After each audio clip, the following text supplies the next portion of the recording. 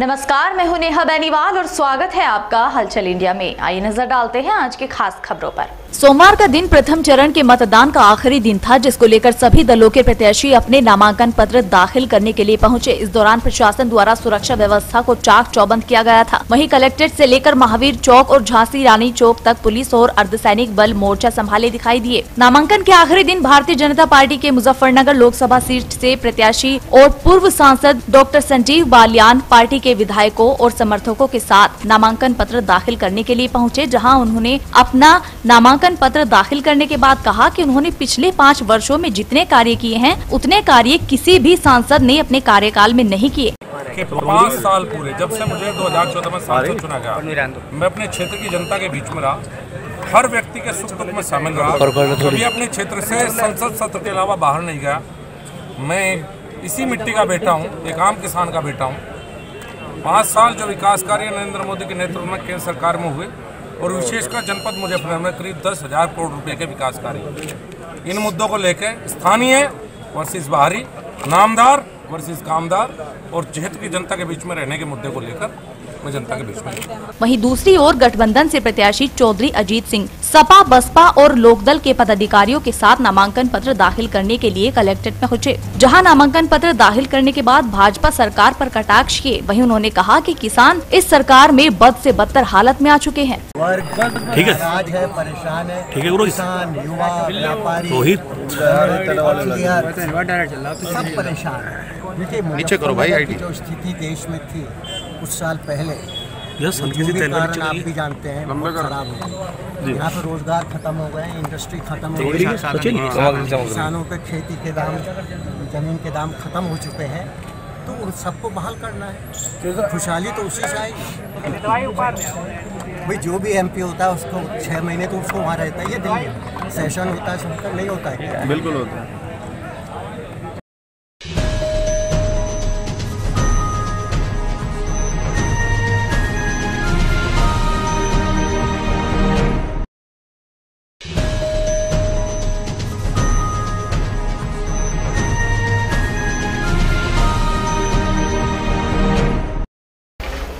जनपद बागपत में प्रथम चरण के मतदान को लेकर नामांकन के आखिरी दिन सियासी और निर्दलीय प्रत्याशियों ने अपने नामांकन पत्र दाखिल किए हैं, जहां प्रशासन द्वारा सुरक्षा व्यवस्था के पुख्ता इंतजाम किए गए थे। बागपत के जिला मुख्यालय पर नामांकन के आखिरी दिन दर्जन भर प्रत्याशियों ने पर्चे दाखिल किए, जहां सुरक्षा की दृष्टि से भारी पुलिस बल तैनात रहा। नामांकन प्रक्रिया के चलते आज बागपत के जिला मुख्यालय पर गठबंधन के प्रत्याशी रालोद के चयन चौधरी ने सर्वप्रथम अपना नामांकन दाखिल किया। इस दौरान उनके साथ सपा, बसपा एवं रालोद के पदाधिकारी समर्थक के रूप में शामिल रहे। उसके बाद भाजपा के वर्तमान सांसद एवं केंद्रीय राज्य मंत्री डॉक्टर सत्यपाल सिंह ने अपने काफिले के साथ नामांकन करने पहुंचे। उनके साथ लोकसभा के सभी विधानसभाओं के विधायक एवं वरिष्ठ भाजपा नेता शामिल रहे तथा अपना पर्चा दाखिल किया। वहीं भारतीय नौजवान इंकलाब पार्टी के प्रत्याशी उत्तम कुमार जिंदल ने समर्थकों के साथ अपना पर्चा दाखिल किया। उनके साथ भारतीय नौजवान पार्टी के जिला अध्यक्ष प्रमोद कुमार गोस्वामी एवं अध्यक्ष तथा पार्टी के राष्ट्रीय उपाध्यक्ष समर्थक के रूप में शामिल रहे। वहीं शिवपाल यादव की पार्टी प्रगतिशील समाजवादी पार्टी की ओर से मुस्लिम प्रत्याशी मुक्कम पहलवान ने समर्थकों के साथ पर्चा दाखिल किया। नामांकन प्रक्रिया आखिरी दिन लगभग 11 बजे शुरू हो गई, जो कि लगभग 3 बजे तक चलती रही। आखिरी समय तक बागपत लोकसभा सीट से कई पार्टी एवं निर्दलीय प्रत्याशियों को मिलाकर 13 प्रत्याशियों ने अपने पर्चे दाखिल किए। नामांकन स्थल को इस दौरान छावनी में तब्दील कर दिया गया था। हाईवे के दोनों ओर बैरिकेडिंग की व्यवस्था की गई थी। पुलिस एवं प्रशासन की ओर से आला अधिकारियों के साथ भारी पुलिस बल भी तैनात रहा। मजदूर आत्महत्या कर रहे हैं और ये लोग विदेशों में पैसा भेज रहे हैं, और जो विदेशों में पैसा है, मोदी ने कहा था कि मैं विदेशों से पैसा लाकर 15-15 लाख रुपए सबके खाते में दूंगा, लेकिन वो किसी के खाते में कोई पैसा नहीं लाए। उल्टे वो वहाँ की विदेशी कंपनी यहाँ पे ला रहे हैं। तो आपका चुनाव का मुद्दा क्या रहेगा? चुनाव का मुद्दा ये है कि हम सुरक्षा की गारंटी देंगे और न्याय सस्ता और सुलभ देंगे। चुनाव में धन की महत्ता खत्म करेंगे। और भाई लोगों, जो यहाँ विदेशी संस्कृति का प्रचार हो रहा है, हम इसको रोकेंगे। इसको सीधी टक्कर तुम्हारी किससे रहेगी? हमारी टक्कर सबसे है जी। हम प्रतिपक्ष के रूप में हैं, हम सबका विरोध करते हैं इनका। आज मैंने नामांकन किया है और हमारे सहयोगी पार्टी के नेता, समाजवादी पार्टी के नेता, बहुजन समाजवादी पार्टी के नेता इस पूरे अभियान में डट के हमारा साथ दे रहे हैं। और मुझे खुशी है, मेरे लिए एक बहुत बड़ा सौभाग्य की बात है कि इस चुनाव में चौधरी चरण सिंह जी के कर्मभूमि से मैं एक उम्मीदवार के रूप में उतरा हूँ। चुनावी मुद्दे बेसिक क्या होंगे? बेसिक मुद्दे होंगे जो देश के बेसिक मुद्दे हैं। आप देख रहे हैं कि जिस तरह से एक माहौल इस देश में बनाया जा रहा है, और देखिए हर एक आदमी अपनी पेशकश करता है, लेकिन आज बीजेपी जो है पूरा चुनाव प्रचार वो हमारे मुद्दों पर नहीं लड़ना चाहती, वो बच के निकलना चाहती है, वो पाकिस्तान को विषय बनाना चाहती है। हमारे लिए चुनावी मुद्दा देश के विषय होंगे, किसान के, नौजवान के। जिस तरह से अर्थव्यवस्था को उन्होंने तहस नहस कर दिया, अव्यवहारिक फैसले लिए, नोटबंदी जैसे, जल्दबाजी में जीएसटी जैसे बड़े रिफॉर्म को, क्योंकि उनको अपने आप को दर्शाना था कि वो बहुत मजबूत हैं, जल्दबाजी में उस ऐसी चीज़ को उन्होंने लागू किया जिसका असर पड़ा है छोटे छोटे व्यापारियों पर, छोटे अपने कारखाने चलाने वालों को, उद्यमियों पर। तो ये विषय हैं, हमारे तरक्की के विषय हैं, विकास के मुद्दे। सत्यपाल सिंह को कितनी बड़ी चुनौती मानते हैं? देखिए, हम कोई प्रतिद्वंदी नहीं है, मेरी किसी से व्यक्तिगत टक्कर नहीं है, कोई व्यक्तिगत लड़ाई नहीं है। हम एक रास्ते पे चले हैं, राष्ट्र के लिए साथ चले हैं, गठजोड़ एक प्रभावी हमने कोशिश की है, भाईचारा का नारा लेके हम लोग गांव-गांव में जा रहे हैं। बाकी हमारे हाथ में कुछ नहीं है। 11 तारीख को जनता को फैसला लेना है क्षेत्र। जिस तरीके से उत्तर प्रदेश के मुख्यमंत्री गठबंधन को लेकर शब्दों का प्रयोग कर रहे हैं, क्या आपकी नज़र में वो शब्द? अब पिछले 5 साल में जो कभी हमने सुना नहीं था, सोचा नहीं था कि कभी सार्वजनिक मंचों से ऐसी भाषा का प्रयोग होगा, वो हो रहा है। मुजफ्फरनगर के विधायक कह रहे हैं कि चौधरी अजीत सिंह जी को पाकिस्तान से चुनाव लड़ना चाहिए। अब चौधरी अजीत सिंह जी इस क्षेत्र के लिए भारी हो गए हैं, जो चौधरी चरण सिंह की कर्मभूमि है। यहाँ भी कहा जा रहा है कि अगर आप सतपाल जी के साथ नहीं हो तो देशद्रोही हो। तो अगर देश से निकालने की नौबत आ रही है हम जैसे लोगों को, जिनके भाई बंधु, जिनके रिश्तेदार शहीद हुए हैं या अपनी सेनाओं में तैनात हैं, सेवा कर रहे हैं, खेती करते हैं, तो ऐसी नौबत आ गई है। आज मूर्तियां जो हैं बुलंद ऊंचाई छू रही हैं और राजनीति का स्तर गिरता जा रहा है। क्या यही तय होना है चुनाव में, पाकिस्तान जाओगे या देशद्रोही? मैं इनको कहना चाहता हूँ, हम कहीं नहीं जा रहे, हम आपको हरा जरूर देंगे और आपको बगल में रखेंगे प्यार से। तो ये तो जनता का प्यार है। हम लोगों ने तो केवल सूचना दी थी कि आज मैं नामांकन करने वाला हूं, और हमारे जिस क्षेत्र के युवा, हमारे क्षेत्र के लोग जो हैं अपने प्यार के कारण जो है इतनी बड़ी संख्या में उमड़ करके यहाँ पर आए हैं। और इसलिए मैं सब लोगों का बहुत हृदय से मैं अपने क्षेत्र के सभी लोगों का जो आज यहाँ पर उपस्थित हुए हैं उनका मैं हार्दिक आभार व्यक्त करता हूँ। और मैं ये कहता हूँ, जिस प्रकार से मेरी आशा की अपेक्षा के इतने ज़्यादा लोग आज आए हैं, और जिस प्रकार से बागपत की धरती माँ ने सब लोगों का धूल से आज जो है माथे पर तिलक किया है, मैं सब लोगों के सामने ये बताना चाहता हूँ कि अगले कुछ ही महीनों में ये धरती माँ उसको जो यहाँ पर जो इसकी सड़कों पर धूल नहीं है, उस दिन दौड़ती हुई अच्छी सड़कें बनेगी। गठबंधन पर आपके सामने है, कितनी बड़ी चुनौती मानते हैं? देखिए, इस क्षेत्र की जनता गठबंधन मानती ही नहीं है। वो कहती है गठबंधन है ही नहीं। ये अवसरवादी लोगों का, ये कहीं की ईंट कहीं का रोड़ा, और भानुमति ने आगे आप बता दो। क्या इस बार चुनाव में क्या मुद्दे रहेंगे?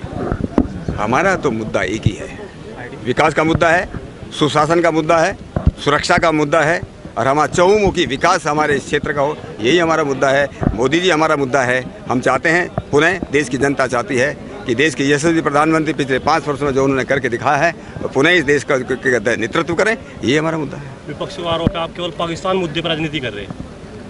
और मुझे भी लगता है कि जो विपक्ष इस तरह की बातें करता है, शायद वो पाकिस्तान को समझे नहीं, और अपने देश की मिट्टी का तो उनका कोई संबंध लगता नहीं। शुक्रिया।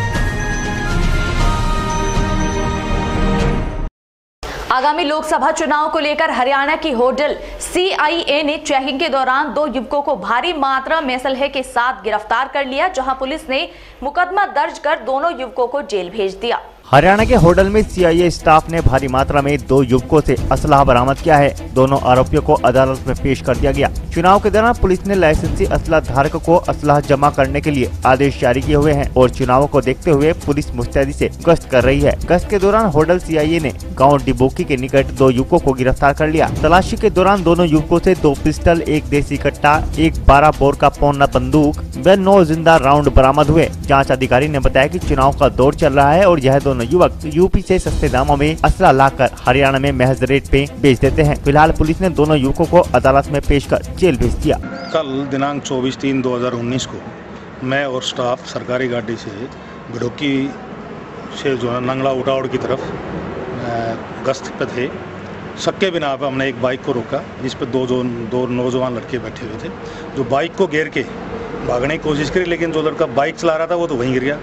दूसरा थोड़ा दौड़ा, वो साथी मुलाजमों ने उनको काबू किया और उनके नियम अनुसार तलाशी ली तो उसके एक के पास से जो था अपना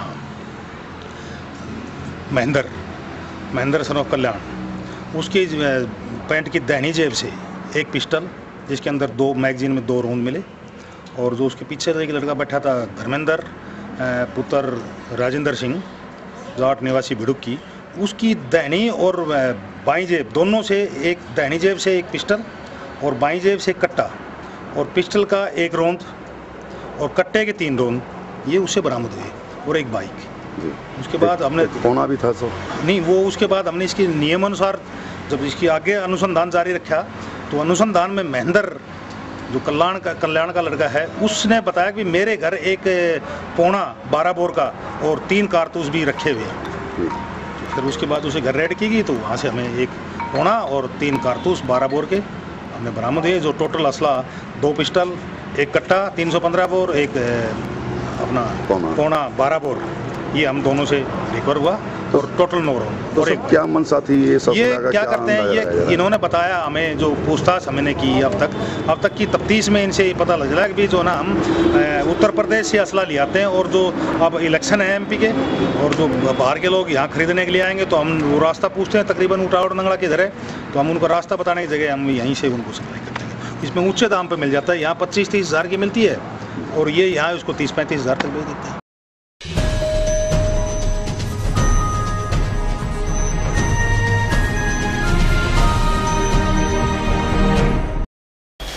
जनपद मुजफ्फरनगर की कलेक्ट्रेट में कुछ अधिवक्ताओं ने एक व्यक्ति की पिटाई कर डाली, जहां मौजूद अन्य अधिवक्ताओं ने बीच बचाव कर मामले को शांत कराया।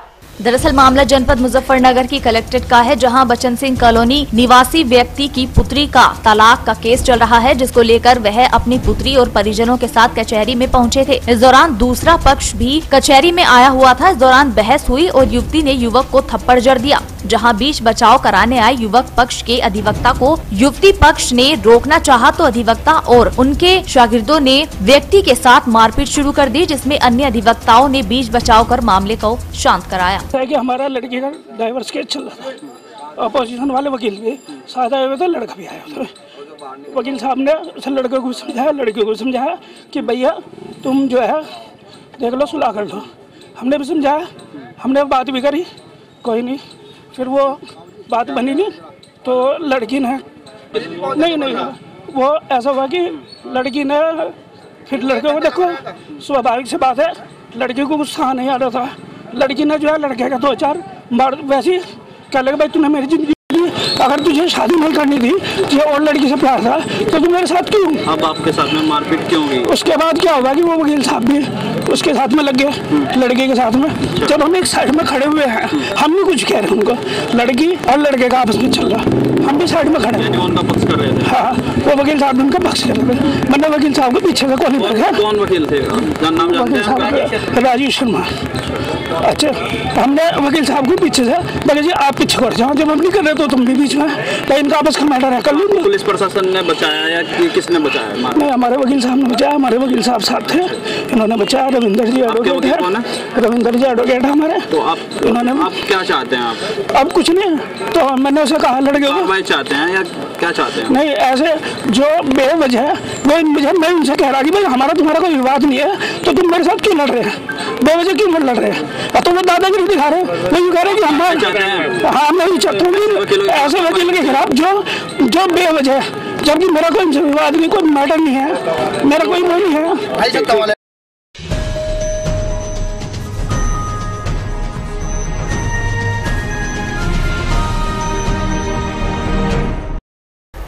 आगामी लोकसभा चुनाव को लेकर जॉनसन एसडीएम विजय कुमार और सीओ सोमेंद्र नेगी ने क्षेत्र के बूथों का निरीक्षण किया। वहीं बूथों पर मिली खामियों को जल्द सुधारने के निर्देश दिए गए। दरअसल आगामी 11 अप्रैल को प्रथम चरण का मतदान होना है, जिसमें मुजफ्फरनगर और बिजनौर लोकसभा सीट पर भी प्रथम चरण में मतदान होना है, जिसको लेकर प्रशासन सतर्क हो चला है। जहां रविवार को एसडीएम जॉनसन विजय कुमार और सीओ जॉनसन सोमेंद्र कुमार नेगी ने पुलिस बल के साथ क्षेत्र के बूथों का निरीक्षण किया। इस दौरान एसडीएम जॉनसन ने संवेदनशील और अति संवेदनशील बूथों का भी बारीकी से निरीक्षण किया। इस दौरान मिली खामियों को सुधारने के अधीनस्थों को निर्देश दिए गए।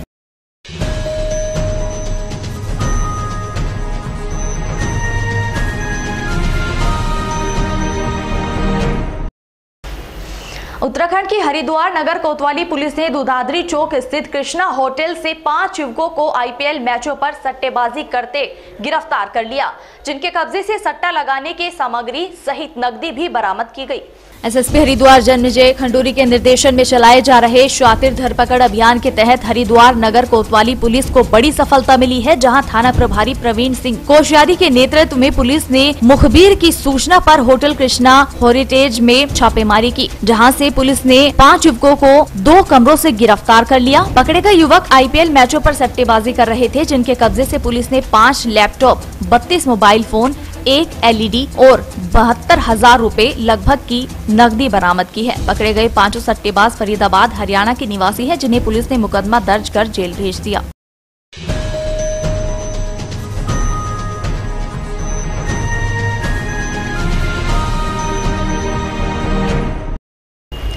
एसएसपी मुजफ्फरनगर सुधीर कुमार सिंह के निर्देशन में चलाए जा रहे शातिर धरपकड़ अभियान के तहत नई मंडी कोतवाली पुलिस को बड़ी सफलता मिली है, जहां पुलिस ने मुखबिर की सूचना पर छापेमारी करते हुए 2 अभियुक्तों को रेक्टिफाइड यूरिया और जहरीली शराब बनाने के उपकरणों के साथ गिरफ्तार कर लिया। दरअसल मामला नई मंडी कोतवाली क्षेत्र का है, जहां थानाध्यक्ष संतोष कुमार सिंह के नेतृत्व में पुलिस टीम ने A to Z कॉलोनी में छापेमारी की, जहां पुलिस ने जहरीली शराब बनाते 2 अभियुक्तों को गिरफ्तार कर लिया। वहीं पुलिस ने मौके से एक पिकअप गाड़ी, 200 लीटर के 8 ड्रम रेक्टिफाइड शराब, करीब 1600 लीटर यूरिया सहित भारी मात्रा में शराब बनाने की सामग्री और उपकरण बरामद किए। पकड़े गए दोनों अभियुक्तों के नाम दीपक पुत्र शेरजंग और संदीप पुत्र राजेंद्र निवासी गण गाँव बिराल थाना बुढ़ाना है, जिन्हें पुलिस ने मुकदमा दर्ज कर जेल भेज दिया। ये नई मंडी थाना पुलिस के द्वारा एक कैंटर पकड़ा गया, जिसमें से 1600 लीटर रेक्टिफाइड बरामद हुआ है। इनके पास से कच्ची शराब बनाने के उपकरण प्राप्त हुए हैं, यूरिया प्राप्त हुआ है। और जब इनसे पूछताछ की गई, ये 2 अभियुक्त हैं, दोनों के दोनों गांव बराला और थाना बुढ़ाना के रहने वाले हैं। जब इनसे पूछताछ की गई तो इनके द्वारा बताया गया कि इस रेक्टिफाइड से ये करीब 32,000 लीटर की शराब बनाते, जिसकी कीमत 30 लाख रुपए होती। सर के चुनाव नई चुनाव के संबंध से तो इन्होंने इस प्रकार से किसी प्रकार से मना किया है। अभी इनसे पूछताछ जारी है। हमें ये अंदेशा है कि ये पहले भी बनाते रहे।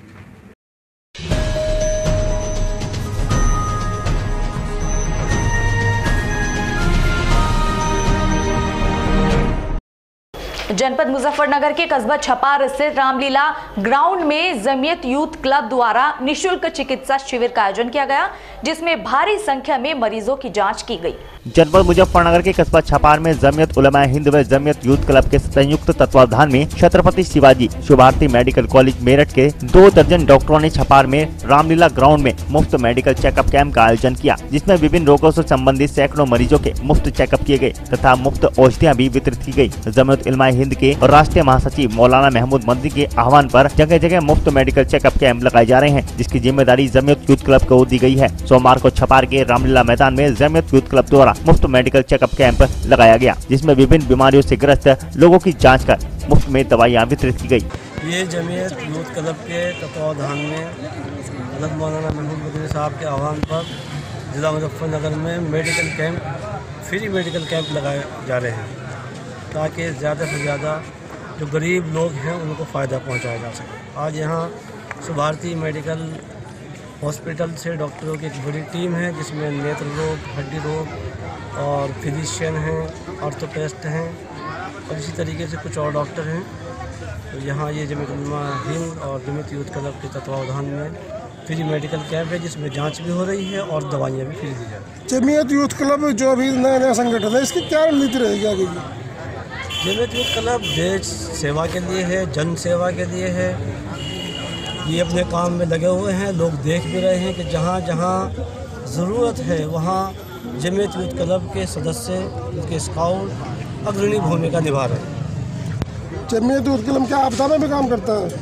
जमीयत यूथ क्लब का उद्देश्य ही है कि वो आपदा में काम करेगा। इसके अलावा जहाँ जहाँ भी ज़रूरत महसूस करते हैं खिदमत खल्क़ के ताल्लुक़ से, वहाँ जमीयत यूथ क्लब अभी भी, इससे पहले भी और आइंदा भी उसका यही तय है कि वो उसमें अहम किरदार अदा करेगा। जो ये मेडिकल कैंप लगाए गए हैं कैंप, ये गाँव वाइज लगाए गए हैं, जिले वाइज लगाए जा रहे हैं? ये भी हम पूरे ज़िले में 4 कैंप कर रहे हैं। ज़रूरत पड़ी तो आगे भी ये कैंप चलते रहेंगे। पहला कैंप 19 में बुढ़ाना में था, आज ये दूसरा कैंप है। 25 में शहर मुजफ्फरनगर में है और फिर उसके बाद 27 में है मुजफ्फरनगर में। उसके बाद एक कैंप होगा फुलक में।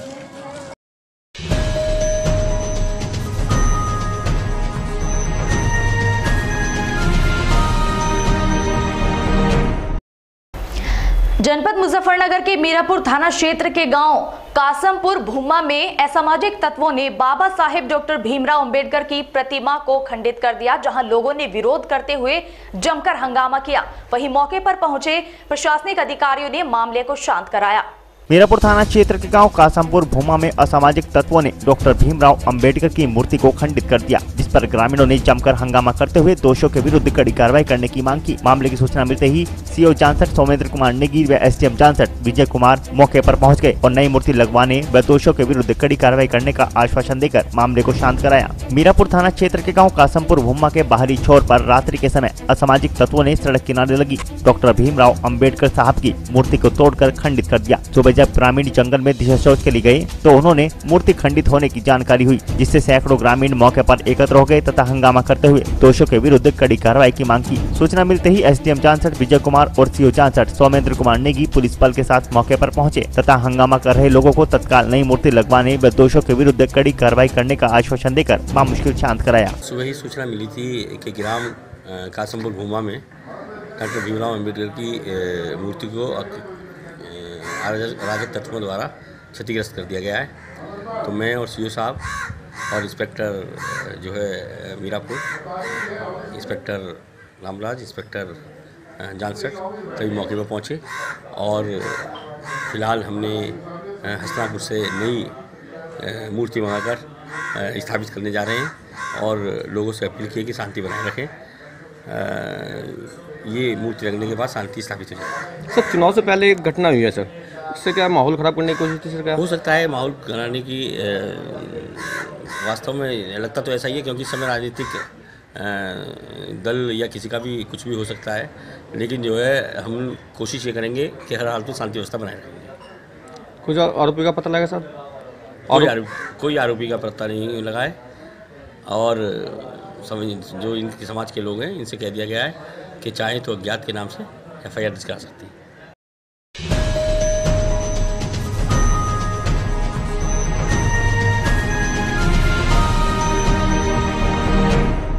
जनपद शामली के सोजनी उमरपुर में महिला की हत्या की सनसनीखेज वारदात का पुलिस ने 24 घंटे में खुलासा कर दिया है, जहां शामली पुलिस ने हत्या के आरोप में महिला के पिता और भाई को गिरफ्तार कर लिया।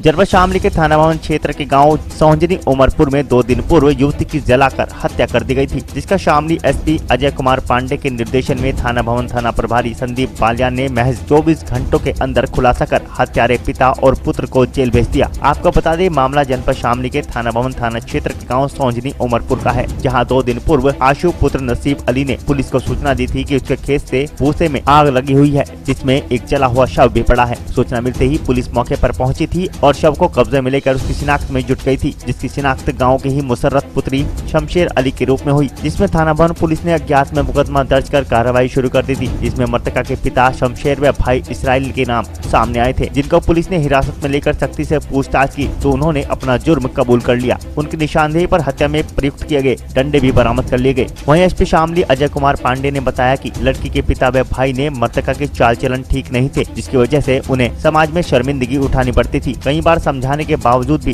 जब वह नहीं मानी तो तकरीबन 2 महीने पहले से दोनों ने मुसर्रत की हत्या की योजना बनाई और सही मौके का इंतजार करते रहे और मौका पाकर शुक्रवार को रात के समय पहले तो उसके सर में डंडा मारकर आधमरी कर दिया, फिर उसे जंगल में ले जाकर भूसे के कूप में डालकर आग लगाकर मौत के घाट उतार दिया। शामली पुलिस को इसमें सफलता मिली है कि ब्लाइंड मर्डर मिस्ट्री का पर्दाफाश करने में हम लोगों को सफलता मिली है। जो थाना भवन क्षेत्र जहाँ पे हम एक पत्रकार वार्ता आयोजित किए हैं, उसी क्षेत्र की घटना है जिसमें एक महिला का अधजला शव एक जलते हुए भूसे में मिला हुआ था खेत में। उसमें हमारी पुलिस ने पहले तो शव की शिनाख्त कराना एक कठिन काम था, उसको शिनाख्त करवाया गया। शिनाख्त होने के बाद जो परिवार सामने आया उसमें पिता और भाई इन दोनों की हरकतें संदिग्ध पाते हुए पुलिस ने इनसे पूछताछ शुरू किया। पहले तो ये उलझाते रहे और तमाम अन्य लोगों का नाम लेते रहे, तो पुलिस को काफ़ी दिक्कतें हुई। उसके बाद उन लोगों को भी पुलिस ने हिरासत में लेकर पूछताछ की। तो अंत में जब काफ़ी हिकमत अमली से दोनों से पूछताछ हुई तो इस मर्डर मिस्ट्री का पर्त बाई पर्त खुलता गया।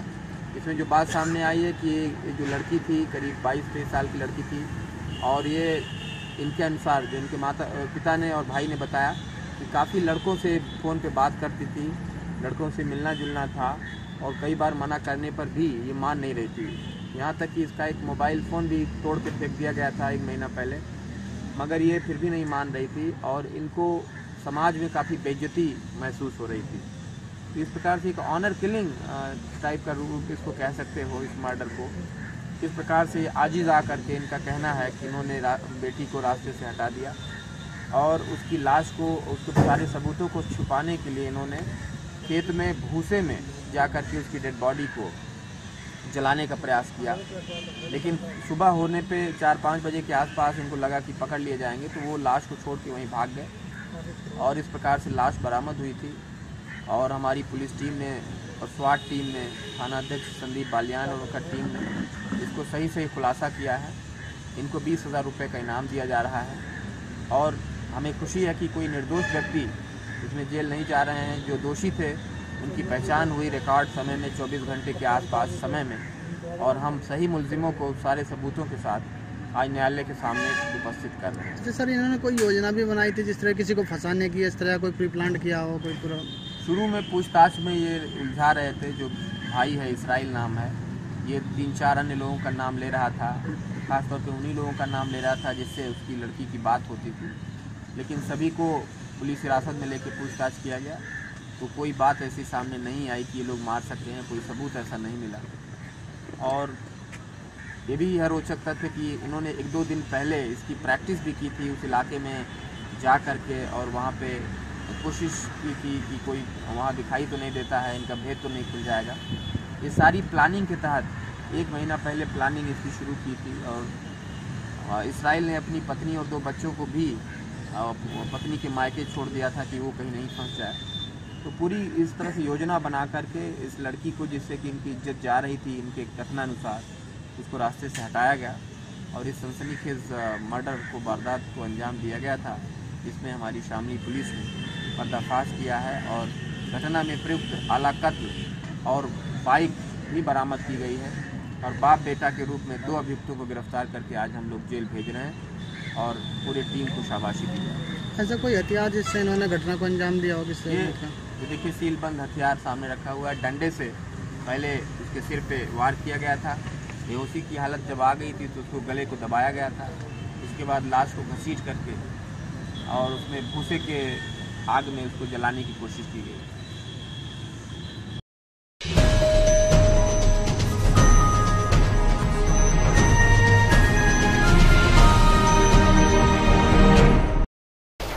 जनपद मुजफ्फरनगर में एसएसपी सुधीर कुमार सिंह के निर्देशन में चलाए जा रहे शातिर धरपकड़ अभियान के तहत जॉनसट कोतवाली पुलिस ने तमंचा फैक्ट्री का भांडाफोड़ करते हुए एक अभियुक्त को गिरफ्तार कर लिया। एसएसपी सुधीर कुमार सिंह के निर्देशन में चलाए जा रहे शातिर धरपकड़ अभियान के तहत जानसठ कोतवाली पुलिस को बड़ी सफलता मिली है, जहां जानसठ थाना प्रभारी संतोष कुमार त्यागी और एसएसआई सुरेश कुमार ने पुलिस टीम के साथ गांव मीरापुर दलपत के जंगलों में चल रही तमंचा फैक्ट्री पर छापेमारी की, जहां से पुलिस ने बने अधबने तमंचों के साथ तमंचे बनाने के उपकरण भी बरामद किए। इस दौरान पुलिस ने एक अभियुक्त को मौके से गिरफ्तार कर लिया। एसपी देहात आलोक शर्मा ने जानसठ कोतवाली में मामले का खुलासा किया। मुजफ्फरनगर में थाना जानसठ क्षेत्रांतर्गत जो संप्रति में लोकसभा चुनाव की प्रक्रिया प्रचलित है, उसी में पुलिस के द्वारा लगातार चेकिंग एवं अन्य कार्रवाई की जा रही है, जिसमें मुखबिर की सूचना पर यह पता चला कि ग्राम मीरापुर दलपत की के खेतों के आसपास तमंचे बनाने के बड़े पैमाने पर कारोबार चलाया जा रहा है, जिसमें एक व्यक्ति जो पहले भी तमंचा बनाने का कारोबार करता था, इसका नाम राजवीर है, जो मूल रूप से थाना खतौली के गांव रसूलपुर कैरोरा का रहने वाला है, उसके द्वारा बनाई जा रहे हैं और ये ऑन डिमांड सप्लाई किया करते थे तमंचों की। और छापेमारी में काफ़ी भारी मात्रा में बने अधबने तमंचे आपके सामने जो हैं बरामद हुए हैं, जिनमें से 315 बोर के 7 तमंचे हैं और एक बड़ी राइफल है, वो भी 315 बोर की जो ये रही है। इसके साथ साथ खेत में भी बनाने का पूरा सामान मौजूद है, जिसमें कि विदाउट इलेक्ट्रिसिटी भी ये सब बना सकते थे। देखिए, जैसे कि ये हवा करने का पंखा है जिससे वेल्डिंग की कार्रवाई की जाती है, शिकंजा है, बाकी अन्य दीगर सामानात हैं यहाँ जिनसे कि तमंचे बनाए जाते थे और इनकी सप्लाई दी जाती है। इसके कब्जे से भारी मात्रा में तमंचे और कारतूस बरामद किए गए हैं। जी।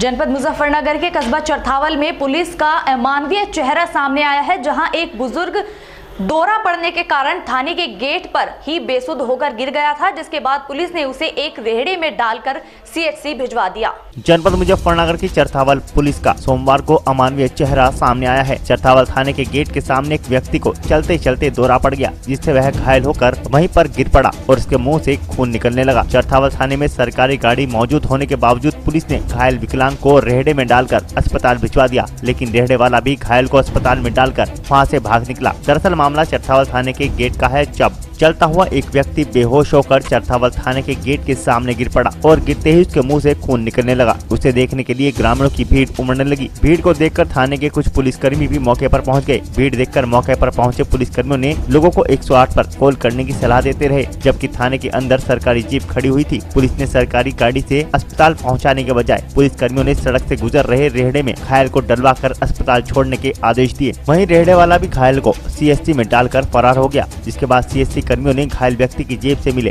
पते के आधार पर परिजनों को सूचना दी। पुलिस की इस शर्मनाक करतूत की कस्बे में जमकर चर्चाएं हो रही हैं। ये एक रेड़े वाला रेड़े में डाल के लाया जी, कहते पुलिस वाला ने रेड़े में डलवा दिया, चौथा ले जाओ अस्पताल। एक रेड़े वाला आया हुआ और उसको डाल के स्ट्रेचर पे और वो गायब हो गया। इतने हम उससे पूछते, हमने ये से ऑब्जर्व करा कि इसको फिट्स आया, मुंह से ब्लड आ रहा था।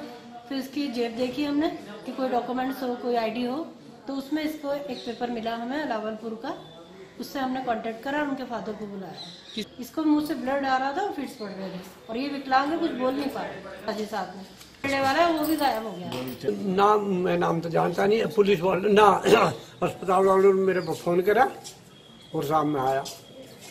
क्या बताया इन लोगों ने? इन्होंने बताया कि आपके लड़के का चोट लगी और उसमें अस्पताल में है, आप चिंता तो करिए ना ज्यादा। किस तरह यहाँ पे वो ये जो है उसमें पुलिस वालों ने इतनी गौर नहीं करी।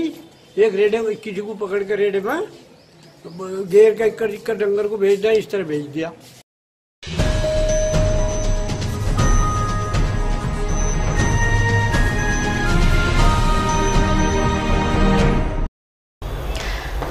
जनपद जालौन के कोच में रामनवमी पर्व पर निकाले जाने वाले रामजवारे को लेकर आयोजन समिति की बैठक का आयोजन किया गया।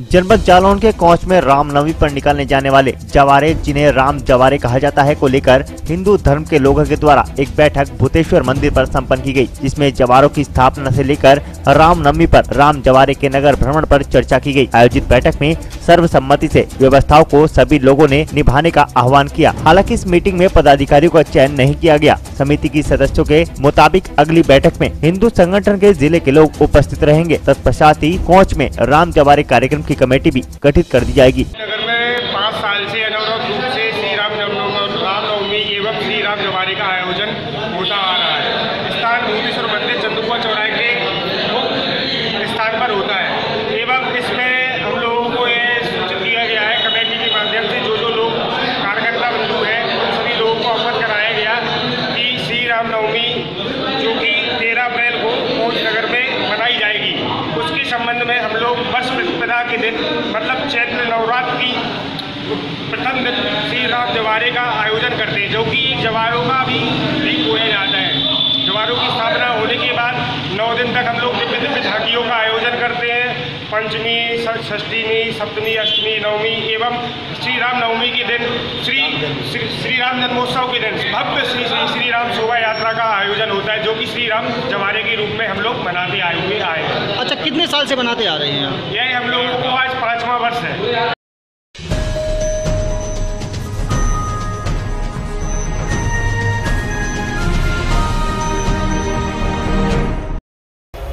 जनपद झांसी के सीपरी बाजार थाना क्षेत्र में एक पति ने अपनी पत्नी के साथ मारपीट कर दी, जिसमें पत्नी की आंखें जख्मी हो गई। वहीं घायल को अस्पताल में भर्ती कराया गया।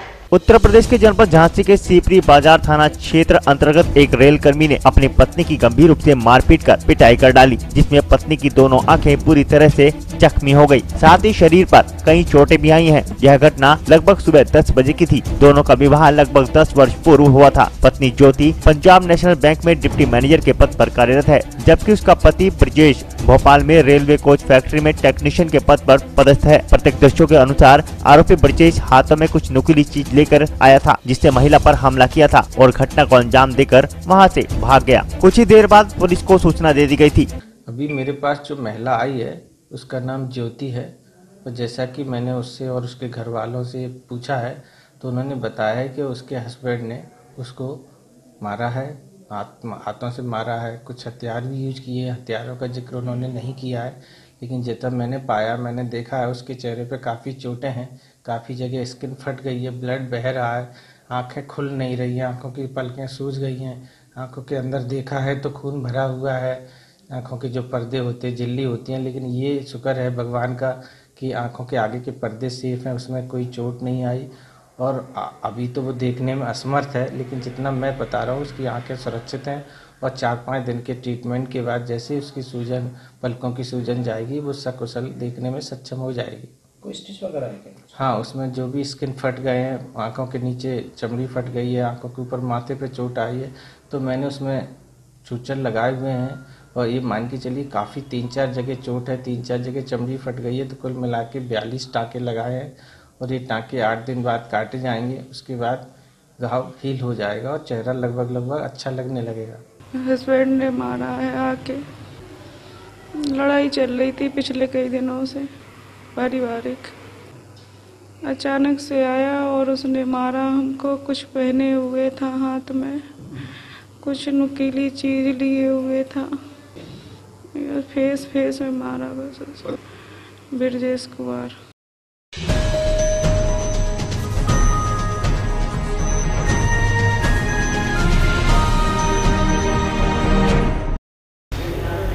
हलचल इंडिया में आज के लिए इतना ही। कल फिर हाजिर होंगे, तब तक के लिए नमस्कार।